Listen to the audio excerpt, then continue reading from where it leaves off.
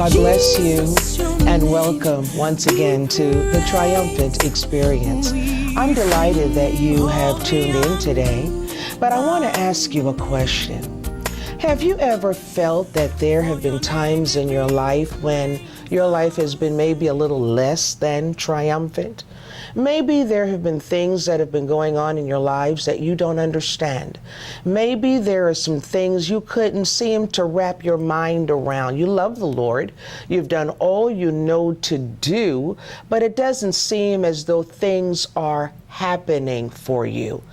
I would like to put a question to you. Do you really know who you are? It's imperative that you know who you are so that you can reap the benefits that are due you. Let's go to the Word of God in the book of Romans, if you'll follow with me there. In the 8th chapter, Paul addresses certain things, but I want you to pay attention to verses 13 through 17 when Paul says, "For if you live after the flesh, ye shall die, but if ye through the Spirit do mortify the deeds of the body, ye shall live." I want to stop there because we have been talking about fourth dimensional living in a three-dimensional world, that we are spirit beings of the fourth dimension called to live in this three-dimensional world. So Paul begins by addressing, if you live after the desires and the carnality of this world of the flesh, ye shall die. But if ye through the Spirit, your fourth dimensional being that you are, through the Spirit, do mortify or put to death, bring subject to the Spirit of God, the deeds of the body, then ye shall live. For as many as are led by the Spirit of God, they are the sons of God. So I ask the question, do you know who you are? For those that are led by the Spirit are the sons of God. If you are not having or living a triumphant life, you need to really look at whether or not you're walking in the fullness of who you are. Are you a son of God? Who are the sons of God? Those that are led by the Spirit. What does that mean? It means being not only a hearer, but a doer of the word. I like the idea of being a practitioner of the word. Practice the word every day. Practice loving. Practice forgiving. Practice obedience. Practice. There are many that will claim to be sons, but they are not doers of the word, nor are they led by the word of God. So that's the first thing I want to address today. Are you truly a son of God? Jesus, in a parable, tells the story about a father who had two sons. It's important that we understand that he only had two sons during a time when it was very important that men of that era had many sons. But this particular man only had two sons. The parable of the prodigal is very well known. We've learned it from Sunday school. We learned it as children. But I want to point out something to you because it is imperative that you that are listening to me understand who you are if you are going to walk as a fourth dimensional being in this three-dimensional world. Jesus tells the story, the parable, if you will, in Luke chapter 15, starting at verses 11 through 24. And he said, a certain man had two sons. Remember, he only had two sons. And the younger of them said to his father, Father, give me the portion of goods that falleth to me. And he divided unto them his living.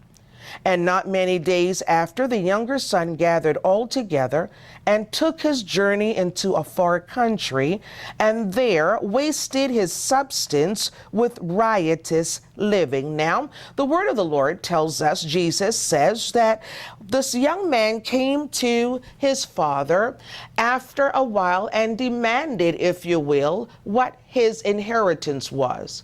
I want you to take note that his father really did not give him his inheritance, but he just gave him some money. He gave him some money. This appeased the young man. He took the money and he went into, the scripture says, a far country. He wanted to get far away from what was familiar. He wanted to go and do his own thing. He didn't want to be anywhere where his father would see him, where any of his neighbors might know him. He wanted to live this lifestyle that he had been wanting to live for a long time. Now he had the opportunity because he had the means in which to accomplish it. So he gets this money from his father.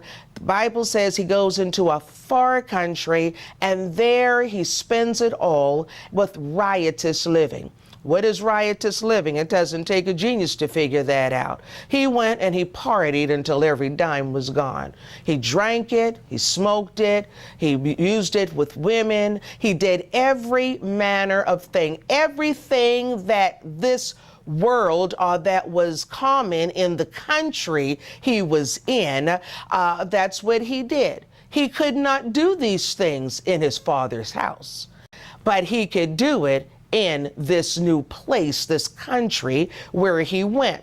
And he spent every dime until the Bible says he had nothing left.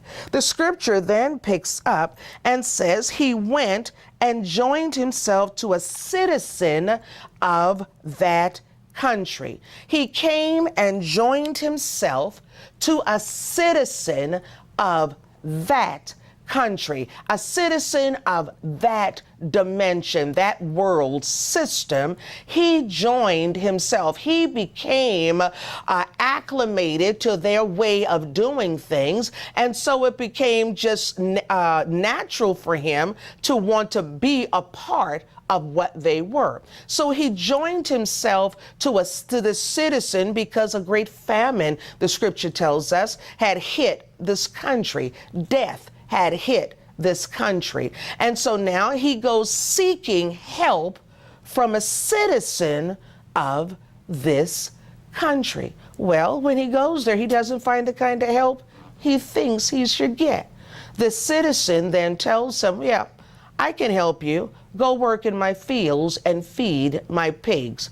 Well, now we've got to look at some things. Remember now, this young man left his father and went into a far country, spent all the money his father gave him on riotous living, aligned himself with a citizen of this particular country, a country where he really was not comfortable in. He did not fit into this place, but he came here. He sought help from a citizen, and the citizen says, go feed my pigs in my fields. Well, here is this Hebrew man now being forced into an abominable occupation. Pigs were an abomination to the Hebrew people. Now he finds himself not only taking care of the pigs, but eating what the pigs don't eat. He has now found himself in a place that Father never ordained for him. Have you found yourself in a place that God never intended for you to be? Have you found yourself where now you're selling plasma to pay your bills? Have you found yourself in a place where you are now looking all over your house to find things so that you can pawn it, selling the title to your car? Come on, have you found yourself in this place where God, who said you are the head and not the tail, you are above and you will never ever be beneath? Have you found yourself in an abominable place? A place that you were never destined to be, like this young man. And so he sits there among the pigs. He sits there in the stench. He sits there in the degradation of forgetting that he is a son and not a servant, if you will, in this particular case. But the Bible says something that is absolutely profound. The Bible says, Jesus said, teaching this parable, and when he came to himself, and when he realized, wait a minute, this is not who I'm called to be. One of the greatest examples of an individual that was a king, a son, was Mephibosheth.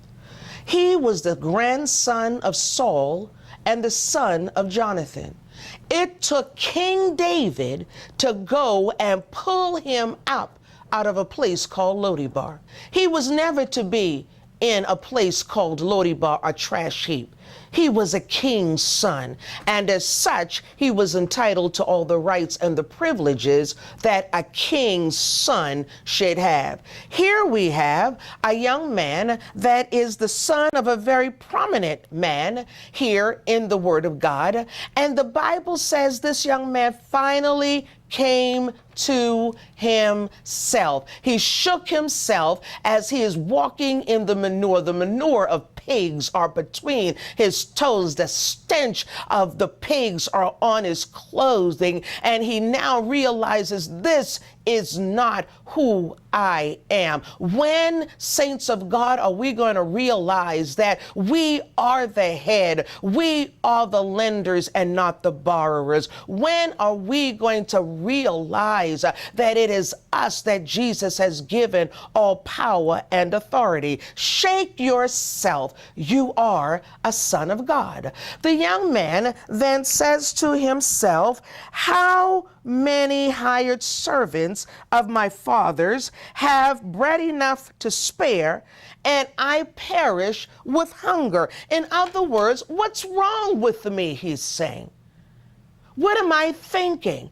I left my father's house where I had rule over servants, and the very servants I had rule over have food enough to spare, and here I am sitting among the pigs, hungry.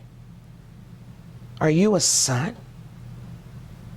Are you a true son of God? Are you operating in the power and the authority that have been given to you? The scripture says, he says to himself, well, I'm going to go back to my father. And even though I'm not fit to be called my father's son, perhaps he'll make me a servant. But as he goes home dirty, traveling, remember now, he's coming from a far country, so he's traveling. He has sold everything he had. He has no more donkeys, no more camels to ride, so he has to walk. His father, who has been watching for him, sees him coming from afar. He gives the orders, that fatted calf I told you to put aside because I knew one day my son would come home. Prepare it. My son is coming home. Father is saying the same thing as he waits for you to come to yourself and realize that you no longer have to always rent. You can own. That your body is healed because by Jesus' stripes you were healed. That you no longer have to walk in lack. He has made all grace abound towards you in all sufficiency, so that you lack in no area of your life. So now we see this young man probably walking with his head bowed, ashamed, disgraced, but he knows that one thing, I can go home to my daddy. And he walks home, and his father does not wait. I love this God we serve. This father does not wait for his son to come running to him. He runs and he greets his son. And when he runs and greets his son, the scripture says, he calls his servants and he says, bring his coat. What he now is giving his son is truly his inheritance. What he gave him before was some money, because he knew you don't have the mindset to handle the wealth that I have for you.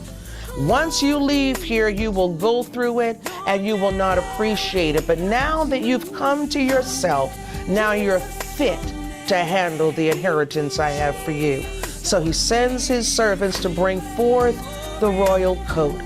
He then takes off his signet ring and he gives him his ring.